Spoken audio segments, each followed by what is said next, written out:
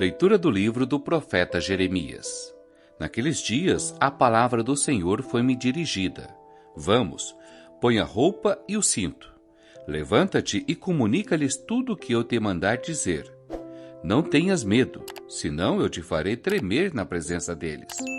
Com efeito, eu te transformarei hoje numa cidade fortificada, numa coluna de ferro, no muro de bronze contra todo o mundo, frente aos reis de Judá e seus príncipes, aos sacerdotes e ao povo da terra. Eles farão guerra contra ti, mas não prevalecerão, porque eu estou contigo para defender-te, diz o Senhor. Palavra do Senhor, graças a Deus.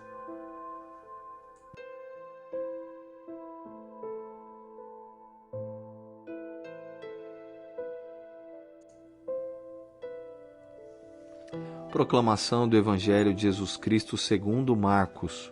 Glória a vós, Senhor. Naquele tempo Herodes tinha mandado prender João e colocá-lo acorrentado na prisão. Fez isso por causa de Herodíades, mulher do seu irmão Felipe, com quem se tinha casado. João dizia a Herodes: não te é permitido ficar com a mulher do teu irmão. Por isso Herodíades o odiava e queria matá-lo, mas não podia. Com efeito, Herodes tinha medo de João, pois sabia que ele era justo e santo, e por isso o protegia. Gostava de ouvi-lo, embora ficasse embaraçado quando o escutava. Finalmente chegou o dia oportuno. Era o aniversário de Herodes, e ele fez um grande banquete para os grandes da corte, os oficiais e os cidadãos importantes da Galiléia. A filha de Herodíades entrou e dançou, agradando a Herodes e seus convidados. Então o rei disse à moça: pede-me o que quiseres e eu te darei. E ele jurou dizendo: eu te darei qualquer coisa que me pedires, ainda que seja metade do meu reino. Ela saiu e perguntou à mãe: o que vou pedir? A mãe respondeu: a cabeça de João Batista. E voltando depressa para junto do rei, pediu: quero que me des agora, num prato, a cabeça de João Batista. O rei ficou muito triste, mas não pôde recusar. Ele tinha feito o juramento diante dos convidados. Imediatamente, o rei mandou que um soldado fosse buscar a cabeça de João. O soldado saiu, degolou-o na prisão, trouxe a cabeça num prato e a deu à moça. Ela a entregou à sua mãe. Ao saberem disso, os discípulos de João foram lá, levaram o cadáver e o sepultaram. Palavra da salvação. Glória a vós, Senhor.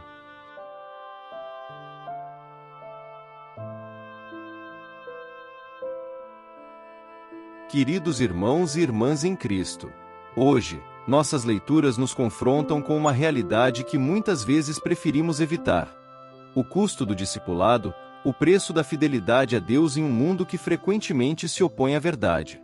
As palavras do profeta Jeremias e o destino de João Batista nos desafiam a refletir profundamente sobre nossa própria jornada de fé e nosso compromisso com a verdade. Imaginemos por um momento o jovem Jeremias. Ele provavelmente sonhava com uma vida tranquila, talvez como sacerdote em Anatot, sua cidade natal. Mas Deus tinha outros planos. Levanta-te, diz o Senhor a Jeremias, e dize-lhes tudo o que eu te mandar. Que chamado intimidador! Deus está essencialmente dizendo a Jeremias: prepara-te para a batalha. Não será fácil, mas eu estarei contigo. E que batalha seria essa? Não uma luta com espadas e escudos, mas uma batalha pela verdade, pela justiça, pela fidelidade a Deus. Jeremias é chamado a confrontar reis, príncipes, sacerdotes e o povo da terra. Ele deve se levantar contra toda uma cultura de corrupção e idolatria. Quantos de nós, ao ouvir um chamado assim, não tremeriam de medo? Quantos de nós não procurariam uma desculpa, uma saída? Mas Deus não aceita desculpas. Em vez disso, Ele promete: eles te combaterão, mas não prevalecerão contra ti, porque eu estou contigo para defender-te. Esta promessa é a chave. Deus não garante que o caminho será fácil. Ele não promete que não haverá oposição ou sofrimento. O que ele promete é sua presença constante, sua proteção, sua força. Eu farei de ti uma cidade fortificada, uma coluna de ferro, um muro de bronze. Que imagem poderosa! Jeremias, esse jovem tímido e inseguro, transformado pela graça de Deus em uma fortaleza inexpugnável. Não por sua própria força, mas pela força do Deus que o chamou e o enviou. Esta promessa não era apenas para Jeremias. É para cada um de nós que ouve o chamado de Deus e escolhe segui-lo, não importa o custo. Em um mundo que muitas vezes ridiculariza a fé, que trata a verdade como relativa, que exalta o egoísmo acima do amor sacrificial, somos chamados a ser colunas de ferro, firmes em nossa fé e em nossos valores. Mas o que acontece quando o custo dessa fidelidade se torna extremamente alto? É aqui que a história de João Batista no Evangelho de hoje nos atinge com toda sua força dramática e trágica. João, o precursor de Jesus, o homem que o próprio Cristo chamou de o maior entre os nascidos de mulher, encontra seu fim em uma cela de prisão, vítima dos caprichos de um rei corrupto e de uma mulher vingativa. Por que João estava na prisão? Porque ele ousou dizer a verdade. Ele confrontou o rei Herodes sobre seu relacionamento ilícito com Herodíades, a esposa de seu irmão. João poderia ter ficado em silêncio. Poderia ter ignorado o pecado do rei para preservar sua própria segurança e conforto. Mas ele escolheu a fidelidade à verdade acima de sua própria vida. A cena que se desenrola no banquete de Herodes é um retrato chocante da depravação humana. Uma jovem dança para entreter os convidados do rei, e seu desempenho agrada tanto a Herodes que ele faz um juramento tolo. Pede-me o que quiseres, e eu te darei, ainda que seja metade do meu reino. Influenciada por sua mãe, a jovem pede a cabeça de João Batista.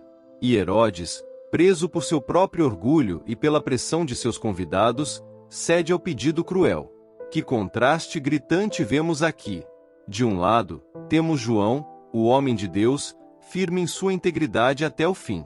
Do outro, temos Herodes, um governante poderoso, mas fraco em caráter, escravo de suas próprias paixões e do que os outros pensam dele.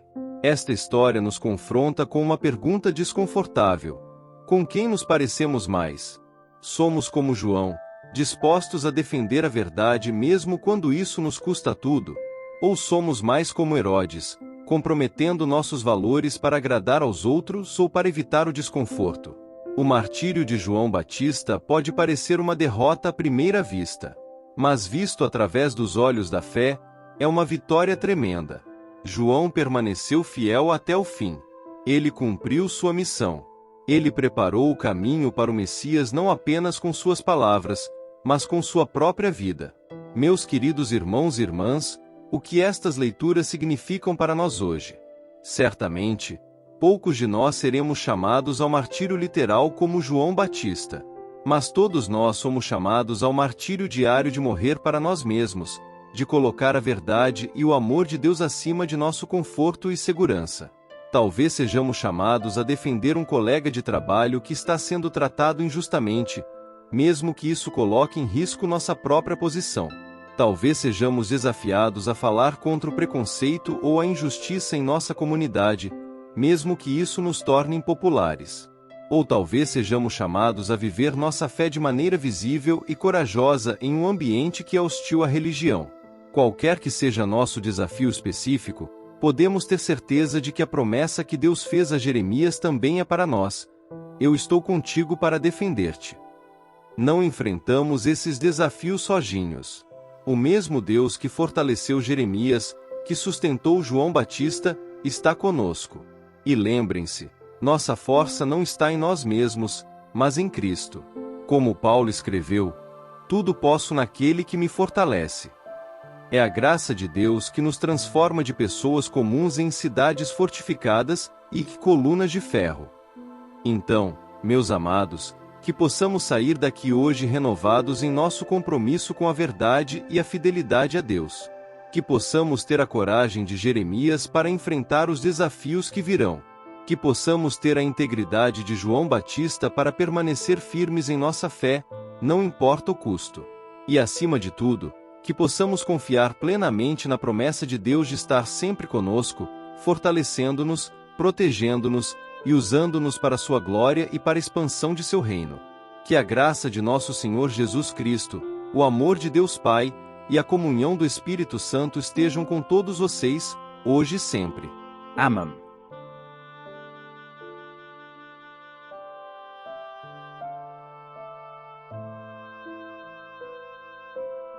São Miguel Arcanjo, defendei-nos no combate. Sede o nosso refúgio contra as maldades e ciladas do demônio. Ordene-lhe Deus, instantemente o pedimos, e vós, príncipe da milícia celeste, pela virtude divina, precipitai no inferno a Satanás e aos outros espíritos malignos que andam pelo mundo para perder as almas. Amém.